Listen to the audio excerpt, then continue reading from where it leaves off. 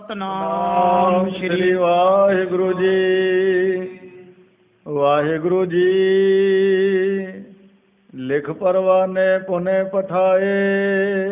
ਤਾਂ ਜਦ ਇਸ ਤਰ੍ਹਾਂ ਦੀਆਂ ਗੱਲਾਂ ਬਾਤਾਂ ਔਰੰਗਜ਼ੇਬ ਬਾਦਸ਼ਾਹ ਤੋਂ ਕਾਜੀ ਮਲਾਨਿਆਂ ਨੇ ਸੁਣੀਆਂ, ਇਹ ਬੜੇ ਖੁਸ਼ ਹੋਏ, ਪ੍ਰਸੰਨ ਹੋਏ ਕਿ ਇਸੇ ਤਰ੍ਹਾਂ ਹੀ ਕੀਤਾ ਜਾਵੇ। ਜੋ ਕਾਫਰ ਲੋਕ ਹਨ ਇਹਨਾਂ ਨੂੰ ਵੀ ਮੁਸਲਮਾਨੀ ਧਰਮ ਦੇ ਵਿੱਚ, ਇਸਲਾਮ ਧਰਮ ਦੇ ਵਿੱਚ ਲਿਆਂਦਾ ਜਾਵੇ। ਤਾਂ ਇਹ ਸਾਰੇ ਖੁਸ਼ ਸਨ। ਇਹਨਾਂ ਨੇ ਸਾਰਿਆਂ ਨੇ ਬਾਦਸ਼ਾਹ ਦੀ ਗੱਲ ਨੂੰ ਸਲਾਹੁਣਾ ਕੀਤਾ। ਤਾਂ ਉਸੇ ਟਾਈਮ ਬਾਦਸ਼ਾਹ ਔਰੰਗਜ਼ੇਬ ਨੇ ਪਰਵਾਨੇ ਲਿਖ ਕੇ ਇੱਧਰ ਉੱਧਰ ਇਲਾਕਿਆਂ ਦੇ ਵਿੱਚ ਰਾਜਿਆਂ ਦੇ ਪਾਸ ਭੇਜ ਦਿੱਤੇ। ਪ੍ਰਥਮ ਪੁਰੀ ਕਸ਼ਮੀਰ ਸਿਧਾਏ। ਪਹਿਲਾ ਪਰਵਾਨਾ ਲਿਖਿਆ ਜੋ ਪਹਿਲੇ ਪਰਵਾਨੇ ਨੂੰ ਲੈ ਕੇ ਕਸ਼ਮੀਰ ਦੇ ਵੱਲ ਚੱਲ ਪੈਂਦੇ ਹਨ। ਸੂਬਾ ਤੈਠਾ ਅਫਗਨ ਸ਼ੇਰ। ਜੋ ਕਸ਼ਮੀਰ ਦਾ ਸੂਬਾ ਸੀ, ਅਫਗਨ ਸ਼ੇਰ, ਅਫਗਨ ਇਸ ਦਾ ਨਾਮ ਸੀ। ਔਰ ਇਸ ਦੇ ਪਾਸ ਬਾਦਸ਼ਾਹ ਦਾ ਲਿਖਿਆ ਹੋਇਆ ਪਰਵਾਨਾ ਪਹੁੰਚ ਜਾਂਦਾ ਹੈ। ਕਰਤ ਹੁਕਮ ਸੋ ਸਗਰੇ ਜੇਰ। ਸ਼ੇਰ ਅਫਗਨ ਇਹ ਕਸ਼ਮੀਰ ਦੇ ਵਿੱਚ ਸੂਬਾ ਬਣਿਆ ਹੋਇਆ ਸੀ ਔਰ ਉੱਥੇ ਹੀ ਆਪਣੀ ਮਾਲਕੀ ਕਰਦਾ ਸੀ। ਰੰਕ ਦੇਸ਼ ਤਨ ਹਾਕਮ ਲੇਤ। ਇਹ ਦੇਸ਼ ਜੋ ਕਸ਼ਮੀਰ ਦਾ ਇਲਾਕਾ ਹੈ ਇਹ ਬੜਾ ਗਰੀਬ ਅਤੇ ਕੰਗਾਲ ਹੋ ਚੁੱਕਿਆ ਸੀ, ਕਿਉਂਕਿ ਇਸ ਸਥਾਨ 'ਤੇ ਹਿੰਦੂਆਂ ਦਾ ਕੁਝ ਕੁ ਜ਼ੋਰ ਸੀ, ਪਰ ਰਾਜ ਸੀ ਇਸ ਸਥਾਨ 'ਤੇ ਇਹ ਹਾਕਮ ਇਹ ਸਨ ਜੋ ਪਠਾਨ ਮੁਸਲਮਾਨ ਸਨ।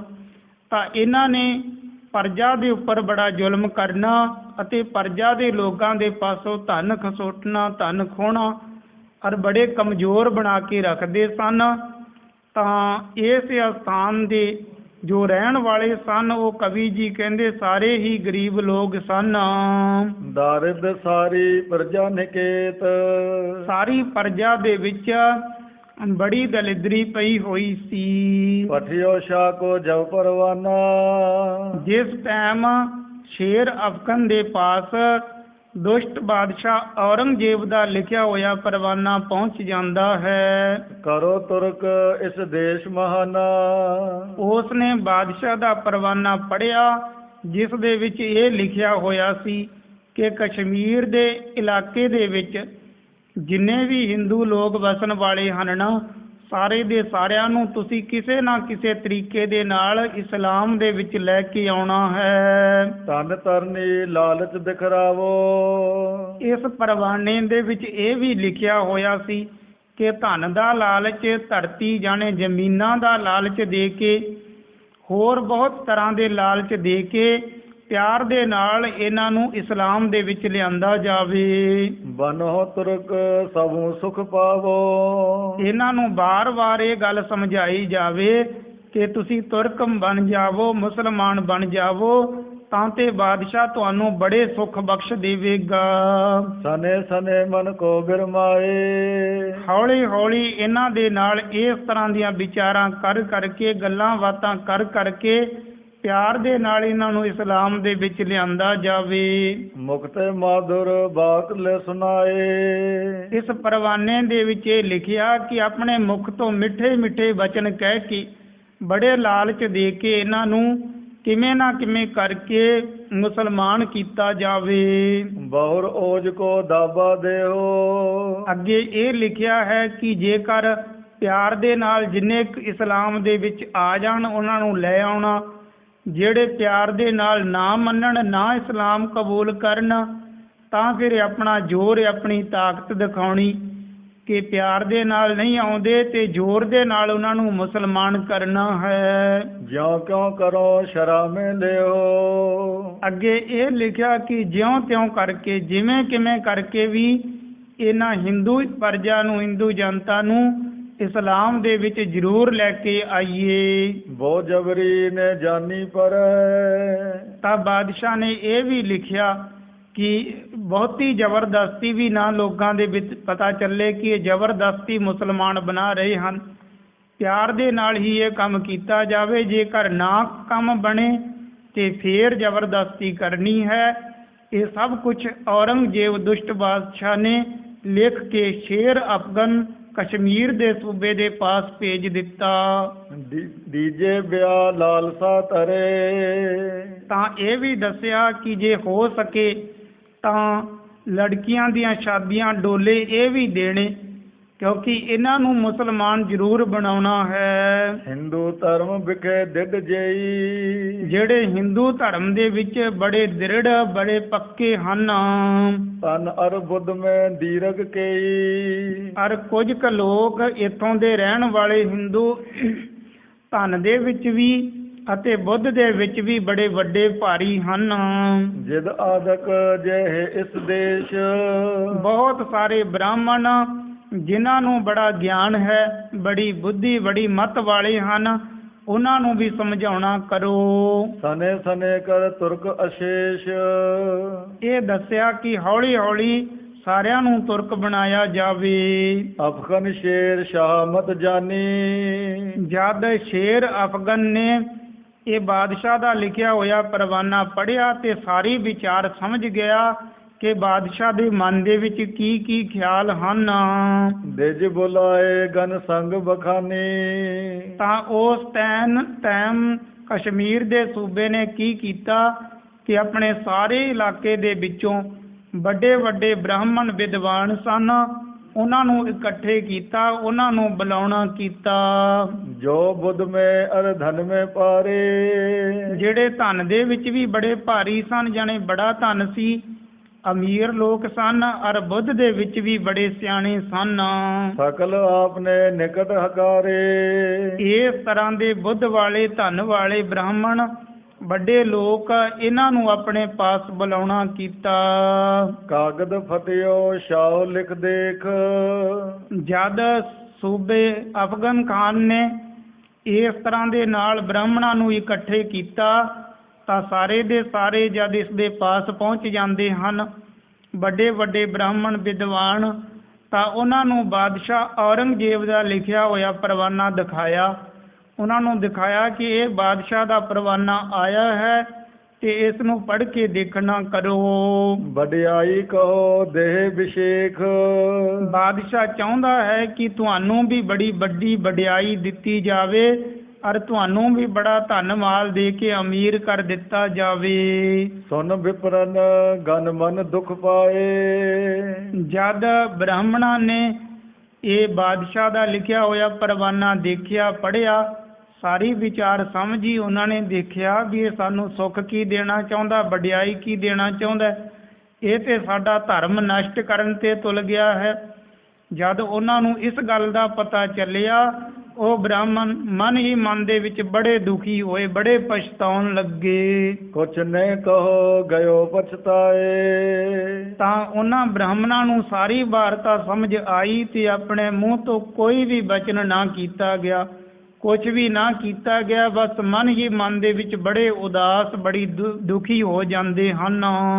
ਸੋਚਤ ਚਰਨਕਾਲ ਲਗ ਰਹੇ। ਕਾਫੀ ਲੰਮਾ ਸਮਾਂ ਉੱਥੇ ਹੀ ਬੈਠੇ ਇਹਨਾਂ ਸੋਚਾਂ ਦੇ ਵਿੱਚ ਡੁੱਬਦੇ ਰਹੇ ਕਿ ਮੁਸਲਮਾਨੀ ਹਕੂਮਤ ਹੈ ਹੁਣ, ਤੇ ਦੁਸ਼ਟ ਬਾਦਸ਼ਾਹ ਔਰੰਗਜ਼ੇਬ ਇਸ ਦਾ ਚੱਕਰਵਰਤੀ ਰਾਜ ਹੈ, ਤੇ ਹੁਣ ਇਹਨੇ ਇਸ ਤਰ੍ਹਾਂ ਦਾ ਹੁਕਮ ਪਰਵਾਨਾ ਲਿਖ ਕੇ ਭੇਜ ਦਿੱਤਾ, ਹੁਣ ਕੀ ਬਣੇਗਾ। ਇਹਨਾਂ ਹੀ ਵਿਚਾਰਾਂ ਦੇ ਵਿੱਚ ਡੁੱਬੇ ਰਹੇ।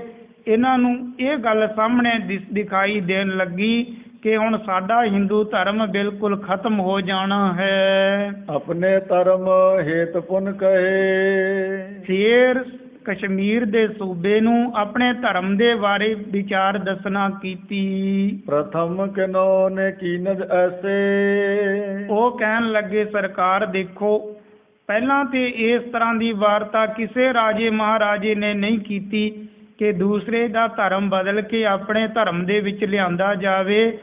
ਅੱਜ ਤੱਕ ਤੇ ਕਦੇ ਵੀ ਇਸ ਤਰ੍ਹਾਂ ਦੀ ਵਾਰਤਾ ਅਸੀਂ ਨਹੀਂ ਦੇਖੀ। ਸ੍ਰਿਸ਼ਟ ਰਚੀ ਤਬ ਕੋ ਇਹ ਜੋਏ। ਇਹ ਕਹਿਣ ਲੱਗੇ ਕਿ ਜਦੋਂ ਦੀ ਇਹ ਸ੍ਰਿਸ਼ਟੀ ਰਚੀ ਹੋਈ ਹੈ ਉਦੋਂ ਦਾ ਹੀ ਸਾਡਾ ਧਰਮ ਚੱਲਿਆ ਆਉਂਦਾ ਹੈ। ਅਸੀਂ ਕਦੇ ਨਹੀਂ ਦੇਖਿਆ ਇਹ ਕਿ ਕੋਈ ਰਾਜਾ, ਕੋਈ ਬਾਦਸ਼ਾਹ ਧੱਕੇ ਦੇ ਨਾਲ ਦੂਸਰੇ ਧਰਮ ਦੇ ਇਨਸਾਨ ਨੂੰ ਆਪਣੇ ਧਰਮ ਦੇ ਵਿੱਚ ਲੈ ਕੇ ਆਵੇ। ਇਸ ਤਰ੍ਹਾਂ ਦੀ ਵਾਰਤਾ ਤੇ ਪਹਿਲੇ ਕਦੇ ਨਹੀਂ ਹੋਈ। ਕਰੋ ਓਜ ਦੀਜੇ ਸਭ ਮਾਰੇ। ਫੇਰ ਕਹਿਣ ਲੱਗੇ, ਜੀ ਦੇਖੋ, ਜੇਕਰ ਤੁਸੀਂ ਸਾਨੂੰ ਸਾਡੇ ਧਰਮ ਦੇ ਵਿੱਚ ਦ੍ਰਿੜ ਪੱਕਾ ਰਹਿਣ ਦੇਵੋਗੇ ਤਾਂ ਠੀਕ ਹੈ, ਨਹੀਂ ਤਾਂ ਤੁਹਾਡੇ ਹੱਥ ਦੇ ਵਿੱਚ ਪਾਵਰ ਹੈ। ਹੁਣ ਤੁਸੀਂ ਮੁਲਕ ਦੇ ਬਾਦਸ਼ਾਹ ਬਣੇ ਹੋਏ ਹੋ, ਰਾਜੇ ਬਣੇ ਹੋਏ ਹੋ, ਔਰ ਜੇਕਰ ਸਾਨੂੰ ਸਾਡੇ ਧਰਮ ਦੇ ਵਿੱਚ ਰਹਿਣ ਦਿਓ ਤਾਂ ਚੰਗੀ ਗੱਲ ਹੈ, ਨਹੀਂ ਤੇ ਫਿਰ ਤੁਹਾਡੇ ਪਾਸ ਤਾਕਤ ਹੈ, ਸਾਨੂੰ ਸਾਰੇ ਹੀ ਹਿੰਦੂਆਂ ਨੂੰ ਖਤਮ ਕਰ ਦੇਵੋ। न कैसे हम जन्म बिगारे, ਪਰ ਆਪਣੇ ਧਰਮ ਨੂੰ ਤਬਦੀਲ ਕਰਕੇ, ਆਪਣੇ ਧਰਮ ਨੂੰ ਬਦਲ ਕੇ, ਆਪਣੇ ਧਰਮ ਤੋਂ ਗਿਰ ਕੇ ਅਸੀਂ ਆਪਣਾ ਜਨਮ, ਆਪਣਾ ਜੀਵਨ ਬਰਬਾਦ ਨਹੀਂ ਕਰਨਾ ਚਾਹੁੰਦੇ।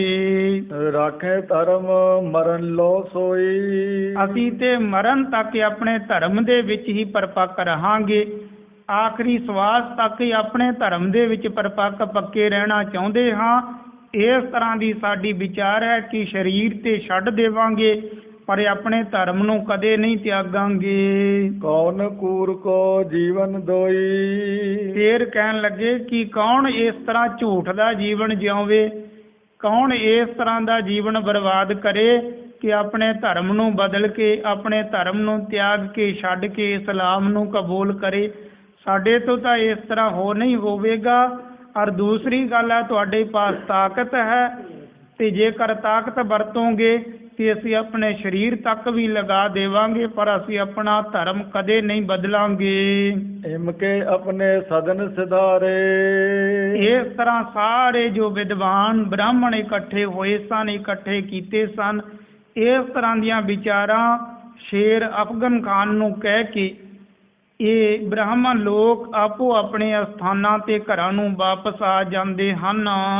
जे दिद होते धर्म धन पारे, ਜਿਹੜੇ ਆਪਣੇ ਧਰਮ ਦੇ ਵਿੱਚ ਬੜੇ ਦ੍ਰਿੜ ਸੀ, ਬੜੇ ਪਰਪੱਕ ਸੀ, ਉਹ ਬ੍ਰਾਹਮਣ ਹੁਣ ਆਪੋ ਆਪਣੇ ਨਗਰਾਂ ਦੇ ਵਿੱਚ ਆ ਕੇ ਉੱਥੇ ਹਿੰਦੂ ਜਨਤਾ ਦੇ ਨਾਲ ਸਲਾਹਾਂ ਕਰਦੇ ਹਨ, ਵਿਚਾਰਾਂ ਕਰਦੇ ਹਨ ਕਿ ਹੁਣ ਕੀ ਕੀਤਾ ਜਾਵੇਗਾ। ਉਹ ਦੁਸ਼ਟ ਬਾਦਸ਼ਾਹ ਨੇ ਤੇ ਇਸ ਤਰ੍ਹਾਂ ਦਾ ਪਰਵਾਨਾ ਲਿਖ ਕੇ ਭੇਜ ਦਿੱਤਾ ਹੈ ਸ਼ੇਰ ਅਫਗਨ ਖਾਨ ਦੇ ਪਾਸ ਕਿ ਇਹਨਾਂ ਨੂੰ ਇਸਲਾਮ ਦੇ ਵਿੱਚ ਲਿਆਂਦਾ ਜਾਵੇ।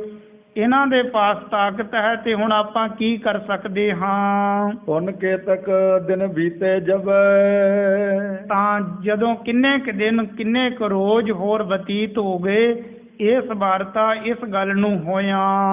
गई तगीद शाव की तब, ਤਾਂ ਕੁਝ ਕੁ ਰੋਜ਼ ਬਤੀਤ ਹੋਣ ਤੋਂ ਬਾਅਦ ਬਾਦਸ਼ਾਹ ਦਾ ਹੁਕਮ ਕਸ਼ਮੀਰ ਦੇ ਸੂਬੇ ਦੇ ਪਾਸ ਫਿਰ ਪਹੁੰਚ ਜਾਂਦਾ ਹੈ। अफगन से डरियो इसकीन, ਜਦ ਦੁਬਾਰਾ ਔਰੰਗਜ਼ੇਬ ਬਾਦਸ਼ਾਹ ਨੇ ਹੋਰ ਪਰਵਾਨਾ ਭੇਜ ਦਿੱਤਾ ਲਿਖ ਕੇ ਕਿ ਤੁਸੀਂ ਹਿੰਦੂ ਜਨਤਾ ਨੂੰ ਮੁਸਲਮਾਨ ਇਸਲਾਮ ਧਰਮ ਦੇ ਵਿੱਚ ਲੈ ਕੇ ਆਉਣਾ ਹੈ, ਤੁਸੀਂ ਇਹ ਕੰਮ ਅਜੇ ਤੱਕ ਸ਼ੁਰੂ ਨਹੀਂ ਕੀਤਾ, ਕੀ ਕਾਰਨ ਹੈ, ਕੀ ਗੱਲ ਹੈ। ਤਾਂ ਉਹ ਕਸ਼ਮੀਰ ਦਾ ਬਾਦਸ਼ਾਹ ਇਹ ਸੁਣ ਕੇ, ਇਹ ਦੇਖ ਕੇ ਬੜਾ ਦੁਖੀ ਹੋਇਆ। ਉਹ ਕਹਿਣ ਲੱਗਿਆ ਕਿ ਕਿਤੇ ਐਸਾ ਨਾ ਹੋਵੇ ਕਿ ਬਾਦਸ਼ਾਹ ਮੇਰੇ ਨਾਲ ਨਾਰਾਜ਼ ਹੋ ਜਾਵੇ ਅਤੇ ਮੈਨੂੰ ਵੀ ਕੋਈ ਸਜ਼ਾ ਦੇਵੇ ਕਿ ਉਹ ਹੁਣ ਹਿੰਦੂਆਂ ਨੂੰ ਛੇਤੀ ਦੇ ਨਾਲ ਮੁਸਲਮਾਨ ਬਣਾਉਣਾ ਚਾਹੁੰਦਾ ਹੈ। बुध कर इस प्रकार उर्चीन, ਤਾਂ ਦੁਬਾਰੇ ਹੁਕਮ ਆਇਆ ਬਾਦਸ਼ਾਹ ਦਾ। ਤਾਂ ਇਹ ਕਸ਼ਮੀਰ ਦਾ ਸੂਬੇਦਾਰ ਇਹ ਹੁਣ ਵਿਚਾਰਾਂ ਕਰਦਾ ਹੈ ਕਿ ਛੇਤੀ ਦੇ ਨਾਲ ਹਿੰਦੂਆਂ ਨੂੰ ਮੁਸਲਮਾਨ ਕਰਨਾ ਸ਼ੁਰੂ ਕਰ ਦਈਏ। जे ग्रामन में हिंदू वृंद, ਤਾਂ ਇਹਨੇ ਆਪਣੇ ਮੋਹਤਵਰ ਆਦਮੀਆਂ ਦੇ ਨਾਲ, ਵਜ਼ੀਰਾਂ ਵੀਰਾਂ ਦੇ ਨਾਲ ਸਲਾਹ ਕੀਤੀ ਕਿ ਜਿੱਥੇ ਜਿੱਥੇ ਹਿੰਦੂਆਂ ਦਾ ਜ਼ਿਆਦਾ ਜ਼ੋਰ ਹੈ ਪਹਿਲਾਂ ਆਪਾਂ ਉਧਰਲੇ ਪਾਸੋਂ ਸ਼ੁਰੂ ਕਰਦੇ ਹਾਂ ਕਿ ਇਹਨਾਂ ਨੂੰ ਜਿਵੇਂ ਤਿਵੇਂ ਕਰਕੇ ਮੁਸਲਮਾਨ ਕੀਤਾ ਜਾਵੇ। प्रथम तुर्क तिन करो बिलंद, ਪਹਿਲਾਂ ਜਿਸ ਸਥਾਨ ਤੇ ਹਿੰਦੂਆਂ ਦਾ ਜ਼ਿਆਦਾ ਜ਼ੋਰ ਹੈ ਉੱਥੋਂ ਸ਼ੁਰੂ ਕਰਾਂ ਕਿ ਉਹਨਾਂ ਨੂੰ ਇਸਲਾਮ ਦੇ ਵਿੱਚ ਲਿਆਂਦਾ ਜਾਵੇ। पर्वत वासी दिज समुदाय, ਤਾਂ ਪਹਾੜੀ ਇਲਾਕੇ ਦੇ ਵਿੱਚ ਇਸ ਸਥਾਨ ਤੇ ਬਹੁਤ ਸਾਰੇ ਨਗਰ ਵਸਦੇ ਸਨ। केतक खतरी सदन बसाए, ਤਾਂ ਬਹੁਤ ਸਾਰੇ ਖੱਤਰੀਆਂ ਦੇ, ਹਿੰਦੂਆਂ ਦੇ ਘਰ ਪਹਾੜੀ ਇਲਾਕਿਆਂ ਦੇ ਵਿੱਚ ਵਸ ਰਹੇ ਸਨ। ते चढ़ान जोर को काला, ਤਾਂ ਉਸ ਸਥਾਨ ਤੋਂ ਸ਼ੁਰੂ ਕੀਤਾ ਜਿੱਥੇ ਕਿਤੇ ਹਿੰਦੂਆਂ ਦੇ ਘਰਾਣੇ, ਹਿੰਦੂਆਂ ਦੇ ਘਰ ਦੇਖਦੇ ਹਨ ਉੱਥੇ ਹੀ ਹੁਣ ਸਰਕਾਰੀ ਬੰਦੇ ਇੱਧਰ ਇਸ ਸੂਬੇ ਦੀ ਪੁਲਿਸ ਫੌਜ ਪਹੁੰਚ ਜਾਂਦੀ ਹੈ ਤਾਂ ਉਹਨਾਂ ਖੱਤਰੀਆਂ ਨੂੰ, ਹਿੰਦੂਆਂ ਨੂੰ ਲਾਲਚ ਦੇ ਦੇ ਕੇ ਕਿ ਦੇਖੋ ਬਾਦਸ਼ਾਹ ਤੁਹਾਡੇ ਪਰ ਬੜਾ ਖੁਸ਼ ਹੈ, ਤੁਹਾਨੂੰ ਬੜੇ ਸੁੱਖ ਦੇਣਾ ਚਾਹੁੰਦਾ ਹੈ, ਬੜੇ ਅਮੀਰ ਕਰ ਦੇਵੇਗਾ, ਧਨ ਜ਼ਮੀਨਾਂ ਆਦਿ ਦੇ ਦੇ ਕੇ, ਤੇ ਤੁਸੀਂ ਇਉਂ ਕਰਨਾ ਹੈ, ਬਸ ਇਸਲਾਮ ਦੇ ਵਿੱਚ ਆ ਜਾਵੋ ਤਾਂ ਕਿ ਸਰੀਰ ਛੱਡਣ ਤੋਂ ਬਾਅਦ ਵੀ ਤੁਹਾਡਾ ਪਿਸਤਾਂ ਦੇ ਵਿੱਚ ਵਾਸ ਹੋ ਜਾਵੇ। ਤਾਂ ਇਸ ਤਰ੍ਹਾਂ ਦੀਆਂ ਗੱਲਾਂ ਕਹੀਆਂ ਤੇ ਬੜੇ ਲਾਲਚ ਦਿਖਾਏ।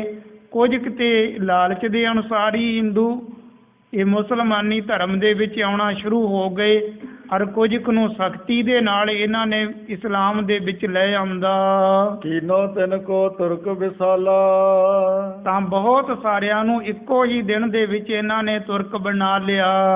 20 ਤੀਰ ਕੋਸਨ ਮੈਂ ਜੋਏ, ਔਰ ਇਸ ਸਥਾਨ ਤੋਂ 20-30 ਕੋਹਾਂ ਤੱਕ ਜਿੰਨੇ ਜਿੰਨੇ ਨਗਰ ਵਸਦੇ ਸਨ, ਇੱਕ ਦਿਨ ਸਕਲ ਇਕੱਠੇ ਹੋਏ। ਤਾਂ ਹਰ ਰੋਜ਼ ਜਦ ਇਸੇ ਤਰ੍ਹਾਂ ਇਹਨਾਂ ਨੇ ਲਾਲਚ ਅਤੇ ਜ਼ੋਰਾਵਰੀ ਤਾਕਤ ਦੇ ਨਾਲ ਮੁਸਲਮਾਨ ਬਣਾਉਣੇ ਸ਼ੁਰੂ ਕੀਤੇ, ਤੇ ਇੱਕ ਦਿਨ ਇਹਨਾਂ ਨੇ 20-30 ਕੋਹਾਂ ਦੇ ਵਿੱਚੋਂ, ਨਗਰਾਂ ਦੇ ਵਿੱਚੋਂ ਜਿਨ੍ਹਾਂ ਨੂੰ ਕਲਮਾ ਪੜ੍ਹਾਈਆਂ ਸਨ, ਮੁਸਲਮਾਨ ਬਣਾਏ ਸਨ, ਜਿਨ੍ਹਾਂ ਦੇ ਜਨੇਊ ਲਾਹੇ ਸਨ, ਉਹਨਾਂ ਦੇ ਜਨੇਊ ਇੱਕ ਦਿਨ ਤੋਲ ਕੇ ਦੇਖੇ। ਕਰੇ ਉਤਾਰਨ ਸਰਬ ਜਨੇਊ, ਜਿਨ੍ਹਾਂ ਦੇ ਜਨੇਊ ਉਤਾਰੇ ਲਾਏ, ਔਰ ਉਹ ਇੱਕ ਥਾਂ ਤੇ ਇਕੱਠੇ ਕਰ ਲਏ ਹਨ।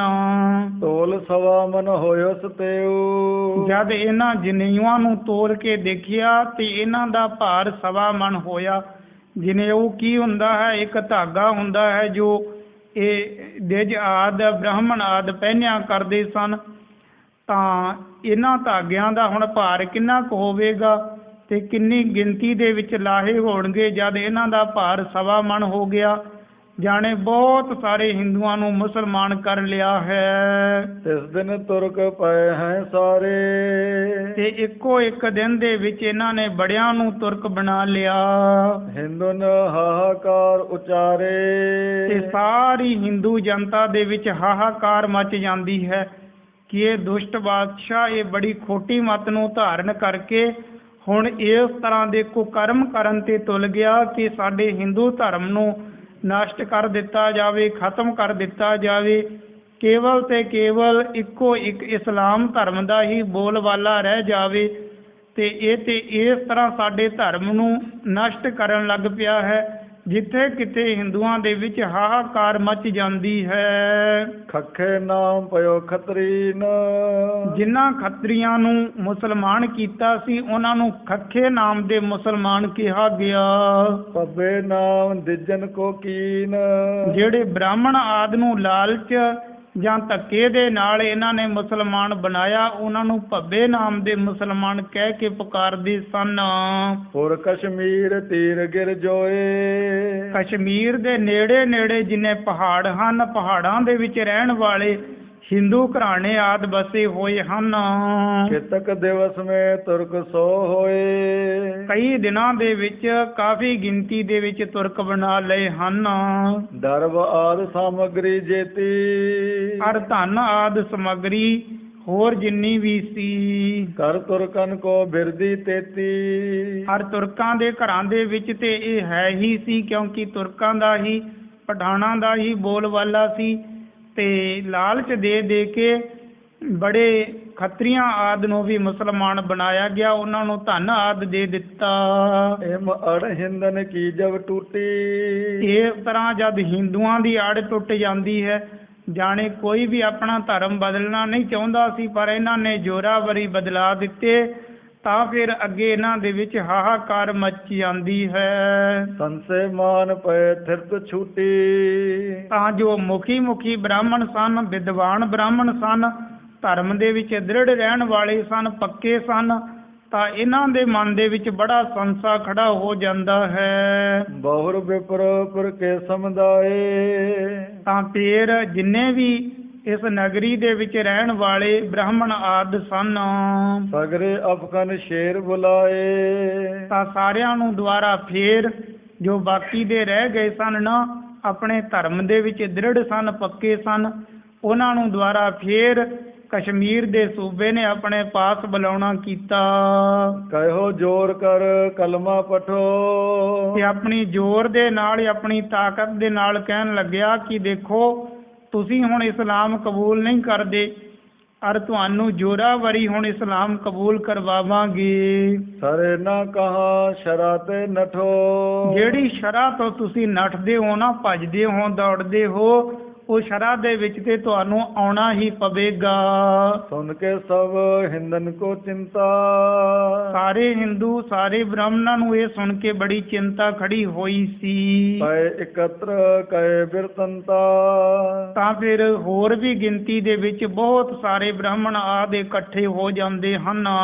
ਅਪਰ ਉਪਾਏ ਨਾ ਕੋ ਬਨ ਆਵੇ ਇਹਨਾਂ ਤੋਂ ਹੋਰ ਕੋਈ ਯਤਨ ਬਣ ਨਹੀਂ ਆਉਂਦਾ, ਕਿਉਂਕਿ ਉਹ ਇੱਥੋਂ ਦੇ ਸੂਬੇਦਾਰ ਬਣੇ ਹਨ ਜੋ ਚੱਕਰਵਰਤੀ ਬਾਦਸ਼ਾਹ ਹੈ, ਇਹ ਵੀ ਦੁਸ਼ਟ ਬਾਦਸ਼ਾਹ ਔਰੰਗਜ਼ੇਬ ਹੈ, ਤੇ ਇਹਨਾਂ ਗਰੀਬ ਹਿੰਦੂਆਂ ਦੀ ਵਿਚਾਰਿਆਂ ਦੀ ਕੋਈ ਵੀ ਪੇਸ਼ ਨਹੀਂ ਚੱਲੀ। ਜਗਤ ਰਾਜ ਇਨ ਥਾਉ ਨਾ ਪਾਵੇ ਹੁਣ ਦੁਨੀਆ ਦੇ ਵਿੱਚ ਇਹਨਾਂ ਨੂੰ ਕੋਈ ਜਗ੍ਹਾ ਵੀ ਨਹੀਂ ਲੱਗਦੀ ਕਿ ਜਿੱਥੇ ਆਕੀ ਹੋ ਕੇ ਬੈਠ ਜਾਣ, ਕਿਉਂਕਿ ਸਾਰੇ ਪਾਸੇ ਇਸਲਾਮ ਦਾ ਹੀ ਬੋਲਬਾਲਾ ਹੋ ਚੁੱਕਾ ਸੀ। ਮਿਲੋ ਚਲੋ ਅਪਰੇ ਸੁਰਥਾਨ ਤਾਂ ਉਹ ਸਾਰੇ ਦੇ ਸਾਰੇ ਸੋਚਦੇ ਹੈ ਕਿ ਸਾਰੇ ਹੁਣ ਆਪਾਂ ਮਿਲ ਕੇ ਆਪਣੇ ਭਗਵਾਨ ਦੇ ਮੰਦਿਰ ਦੇ ਵਿੱਚ ਜਾਵਾਂਗੇ, ਔਰ ਉਸ ਸਥਾਨ ਤੇ ਸ਼ਿਵਜੀ ਭਗਵਾਨ ਦੇ ਅੱਗੇ ਬੇਨਤੀਆਂ ਕਰਾਂਗੇ। ਦੇਵ ਧਰਨਾ ਤਜ ਖਾਨ ਰੋਪਾਨ ਉਸ ਸਥਾਨ ਤੇ ਧਰਨਾ ਦੇ ਕੇ ਬੈਠ ਜਾਈਏ, ਖਾਣਾ ਪੀਣਾ ਸਭ ਕੁਝ ਤਿਆਗ ਦੇਈਏ, ਤੇ ਮੈਂ ਰਹੋ ਕੇ ਰੁਦਰ ਰਿਜਾਵੋ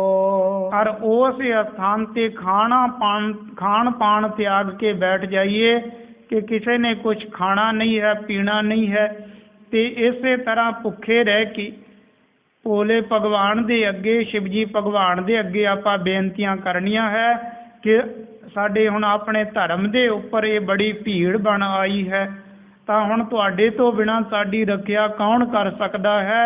ਆਪਣੇ ਧਰਮ ਨੂੰ ਆਪ ਹੀ ਕਿਰਪਾ ਕਰਕੇ ਬਚਾ ਲਵੋ। ਰਾਖੇ ਧਰਮ ਹਿੰਦ ਭਰ ਪਾਵੋ। ਔਰ ਫੇਰ ਹੀ ਇਸ ਦੁਨੀਆ ਦੇ ਵਿੱਚ ਹਿੰਦੂ ਧਰਮ ਪਰਪੱਕ ਰਹਿ ਸਕਦਾ ਹੈ, ਜੇਕਰ ਭਗਵਾਨ ਜੀ ਤੁਸੀਂ ਆਪ ਕਿਰਪਾ ਕਰੋ। ਤੁਰਕ ਸੰਗ ਕੀਜੇ ਤਕਰਾਰ।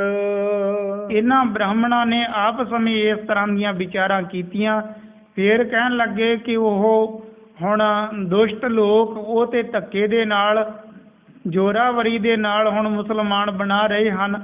ਪਹਿਲੇ ਆਪਾਂ ਉਹਨਾਂ ਤੁਰਕਾਂ ਦੇ ਪਾਸ ਜਾਣੇ ਸ਼ੇਰ ਅਫਗਾਨ ਦੇ ਪਾਸ ਜਾ ਕੇ, ਕਸ਼ਮੀਰ ਦੇ ਸੂਬੇ ਦੇ ਪਾਸ ਜਾ ਕੇ ਸਾਰੀ ਵਾਰਤਾ ਦੱਸੀਏ ਕਿ ਸਾਨੂੰ ਥੋੜ੍ਹਾ ਜਿਹਾ ਸਮਾਂ ਦੇ, ਥੋੜ੍ਹਾ ਜਿਹਾ ਟਾਈਮ ਦੇ, ਉਸ ਦੇ ਨਾਲ ਇਕਰਾਰ ਕਰੀਏ ਕਿ ਅਸੀਂ ਆਪਣੇ ਭਗਵਾਨ ਦੇ ਪਾਸ ਇਸ ਤਰ੍ਹਾਂ ਬੇਨਤੀਆਂ ਕਰਨੇ ਚਾਹੁੰਦੇ ਹਾਂ।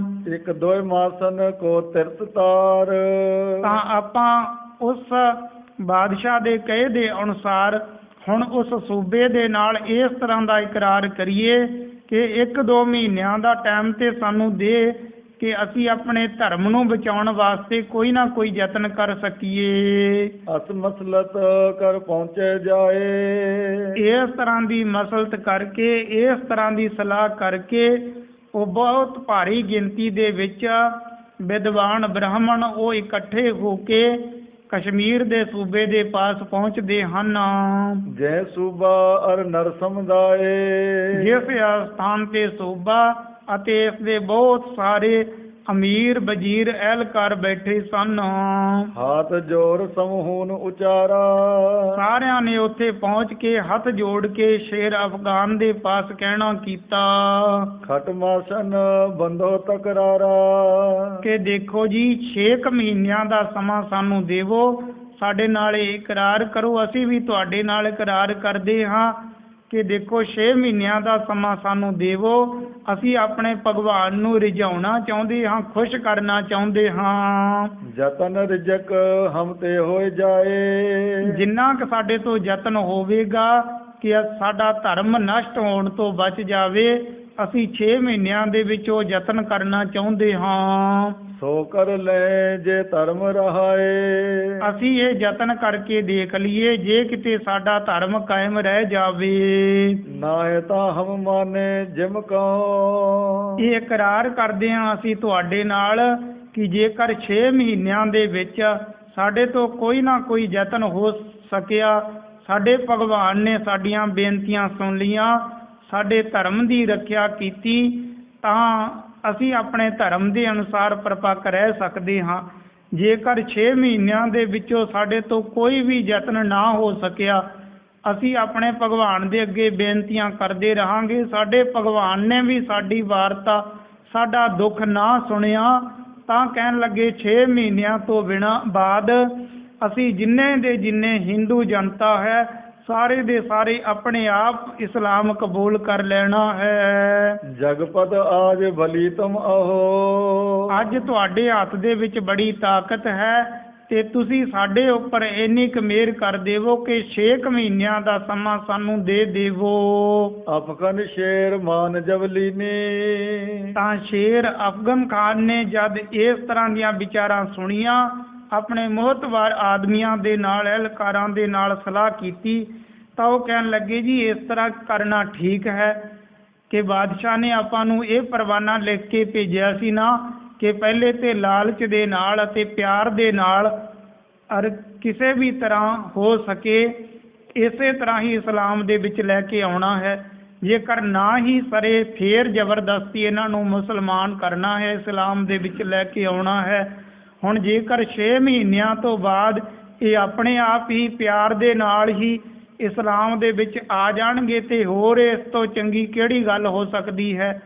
ਆਪਣੇ ਅਹਿਲਕਾਰਾਂ ਦੇ ਨਾਲ, ਆਪਣੇ ਮੋਹਤਵਰ ਆਦਮੀਆਂ ਦੇ ਨਾਲ ਵਿਚਾਰ ਕੀਤੀ ਕਸ਼ਮੀਰ ਦੇ ਸੂਬੇ ਦੇ ਨੇ, ਤਾਂ ਉਹ ਇਹਨਾਂ ਨੇ ਇਸ ਵਿਚਾਰ ਨੂੰ ਵੀ ਬੜਾ ਚੰਗਾ ਸਮਝਿਆ ਕਿ ਸਾਨੂੰ ਹੁਣ ਨਾ ਹੀ ਸਖਤੀ ਕਰਨੀ ਪਵੇ, ਨਾ ਹੀ ਕਿਸੇ ਨੂੰ ਮੌਤ ਦੇ ਘਾਟ ਉਤਾਰਨਾ ਪਵੇ। ਇਹ ਵੀ ਕਿਹਾ ਸੀ ਨਾ ਬਾਦਸ਼ਾਹ ਨੇ ਕਿ ਜੋ ਕਿਸੇ ਵੀ ਤਰ੍ਹਾਂ ਇਸਲਾਮ ਨਾ ਕਬੂਲ ਕਰੇ ਉਹਨਾਂ ਨੂੰ ਮੌਤ ਦੇ ਘਾਟ ਉਤਾਰ ਦਿੱਤਾ ਜਾਵੇ, ਯਾਨੀ ਉਹਨਾਂ ਨੂੰ ਮਾਰ ਕੇ ਖਤਮ ਕਰ ਦਿੱਤਾ ਜਾਵੇ।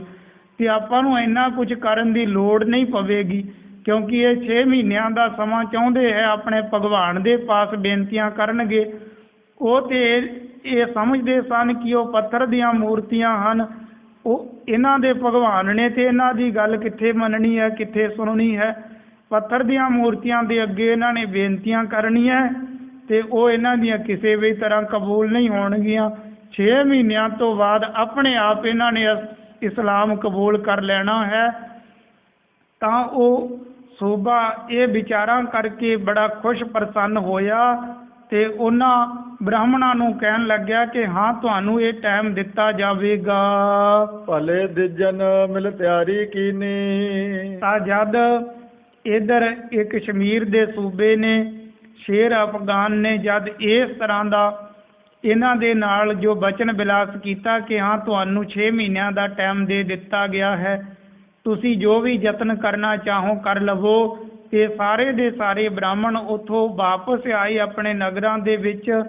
ਉੱਥੇ ਇੱਕ ਜਗ੍ਹਾ ਇਕੱਠੇ ਹੁੰਦੇ ਹਨ, ਇਕੱਤਰ ਹੁੰਦੇ ਹਨ ਕਿ ਹੁਣ ਆਪਾਂ ਮਿਲ ਕੇ ਭਗਵਾਨ ਦੇ ਮੰਦਿਰ ਦੇ ਵਿੱਚ ਜਾਈਏ। ਜੀਵਨ ਤੇ ਮਰਬੋ ਅਬ ਆਛੋ। ਉਹ ਕਹਿਣ ਲੱਗੇ ਕਿ ਜਿਉਣ ਤੋਂ ਤੇ ਮਰਨਾ ਹੀ ਚੰਗਾ ਹੈ, ਆਪਣੇ ਧਰਮ ਦੇ ਵਿੱਚ ਰਹਿ ਕੇ ਸਰੀਰ ਤਿਆਗ ਦਈਏ, ਇਹੀ ਚੰਗਾ ਹੈ। ਧਰਮ ਤਿਆਗਵੋ ਨਾਹਨ ਬਾਛੋ। ਪਰ ਧਰਮ ਨੂੰ ਛੱਡਣਾ, ਧਰਮ ਦਾ ਤਿਆਗ ਕਰਨਾ ਉਹ ਕਿਸੇ ਵੀ ਤਰ੍ਹਾਂ ਲਾਇਕ ਠੀਕ ਨਹੀਂ ਹੈ। ਇਮ ਹਟ ਕਰ ਪੁਰ ਕੇਤਕ ਕੋਸਾ। ਤਾਂ ਇਸ ਤਰ੍ਹਾਂ ਇਹਨਾਂ ਨੇ ਆਪਣੇ ਮਨ ਦੇ ਵਿੱਚ ਵਿਚਾਰਾਂ ਕੀਤੀਆਂ। ਅਮਰਨਾਥ ਗਏ ਧਾਰ ਪਰੋਸਾ। ਤਾਂ ਅਮਰਨਾਥ ਜੀਆਂ ਦੇ ਮੰਦਿਰ ਦੇ ਵਿੱਚ ਜਾਣ ਦੇ ਲਈ ਸਭ ਨੇ ਤਿਆਰੀ ਕੀਤੀ ਕਿ ਉਸ ਸਥਾਨ ਤੇ ਆਪਾਂ ਇਸ਼ਨਾਨ ਪਾਣ ਕਰਕੇ ਬੈਠ ਜਾਣਾ ਹੈ, ਕਿਸੇ ਨੇ ਕੋਈ ਭੋਜਨ ਪਾਣੀ ਆਦਿ ਨਹੀਂ ਛਕਣਾ। ਜੇਕਰ ਭਗਵਾਨ ਨੇ ਆਪਣੀਆਂ ਬੇਨਤੀਆਂ ਕਬੂਲ ਕੀਤੀਆਂ, ਆਪਣੀ ਰੱਖਿਆ ਕੀਤੀ ਤਾਂ ਅੱਛੀ ਗੱਲ ਹੈ, ਨਹੀਂ ਤੇ ਖਾਣ ਪਾਣ ਤੋਂ ਬਿਨਾਂ ਹੀ ਜਾਣੇ ਭੁੱਖੇ ਰਹਿ ਕੇ ਹੀ ਆਪਣੇ ਸਰੀਰ ਦਾ ਤਿਆਗ ਕਰ ਦੇਵਾਂਗੇ, ਸਰੀਰ ਛੱਡ ਜਾਵਾਂਗੇ, ਆਪਣੇ ਧਰਮ ਦੇ ਵਿੱਚ ਤੇ ਪਰਪੱਕ ਰਹਾਂਗੇ ਨਾ। ਤਾਂ ਇਸ ਤਰ੍ਹਾਂ ਦੀਆਂ ਜਦ ਇਹਨਾਂ ਨੇ ਵਿਚਾਰਾਂ ਕੀਤੀਆਂ ਤੇ ਅਮਰਨਾਥ ਜੀ ਦੇ ਮੰਦਿਰ ਦੇ ਵਿੱਚ ਜਾਣ ਦੇ ਲਈ ਤਿਆਰੀ ਕੀਤੀ। ਤਾਂ ਹੁਣ ਜਿਸ ਪ੍ਰਕਾਰ ਇਹਨਾਂ ਨੇ ਉਸ ਮੰਦਿਰ ਦੇ ਵਿੱਚ ਰਹਿ ਕੇ 6-7 ਦਿਨ ਰਾਤ ਭੁੱਖੇ ਰਹਿ ਕੇ ਉੱਥੇ ਹੀ ਬੇਨਤੀਆਂ ਕਰਨੀਆਂ ਹੈ, ਆਖਰਕਾਰ ਸ਼ਿਵ ਜੀ ਭਗਵਾਨ ਦੇ ਵੱਲੋਂ ਇਹਨਾਂ ਨੂੰ ਇੱਕ ਪੱਤਰਕਾ ਗਿਰਨੀ ਹੈ, ਇਹ ਆਕਾਸ਼ਬਾਣੀ ਹੋਣੀ ਹੈ ਕਿ ਤੁਸੀਂ ਆਨੰਦਪੁਰ ਧੰਨ ਗੁਰੂ ਤੇਗ ਬਹਾਦਰ ਸਾਹਿਬ ਜੀ ਮਹਾਰਾਜ ਜੀਆਂ ਦੇ ਚਰਨਾਂ ਦੇ ਵਿੱਚ ਪਹੁੰਚੋ। ਉਹ ਹੀ ਹੁਣ ਸਮਰੱਥ ਹਨ ਕਿ ਤੁਹਾਡੇ ਇਸ ਡੁੱਬਦੇ ਹੋਏ ਧਰਮ ਨੂੰ ਬਚਾ ਸਕਣ। ਉਸ ਪ੍ਰਸੰਗ ਦੀ ਵਿਚਾਰ ਅੱਗੇ ਕੀਤੀ ਜਾਵੇਗੀ। ਇਉਂ ਧੰਨ ਧੰਨ ਸਾਹਿਬ ਸ੍ਰੀ ਗੁਰੂ ਤੇਗ ਬਹਾਦਰ ਸਾਹਿਬ ਜੀ ਮਹਾਰਾਜ ਗੁਰਤਾ ਗੱਦੀ ਤੇ ਵਿਰਾਜਮਾਨ ਹੋ ਕੇ ਸਿੱਖ ਸੰਗਤਾਂ ਨੂੰ ਨਿਹਾਲ ਕਰ ਰਹੇ ਹਨ। ਤਜ ਕਰ ਖਾਨ ਪਾਨ ਤਿਰਤ ਤਰਕ ਬੈਠੇ ਚੌਂ ਦਿਸ ਮੱਜਨ ਕਰਕੇ। ਤਜ ਕਰ ਖਾਨ ਪਾਨ ਤਿਰਤ ਤਰਕ ਬੈਠੇ ਚੌਂ ਦਿਸ ਮੱਜਨ ਕਰਕੇ। ਸੀ ਅਚੁਤ ਹੈ ਪਾਰ ਬ੍ਰਹਮ ਅਬਨਾਸੀ ਅਗ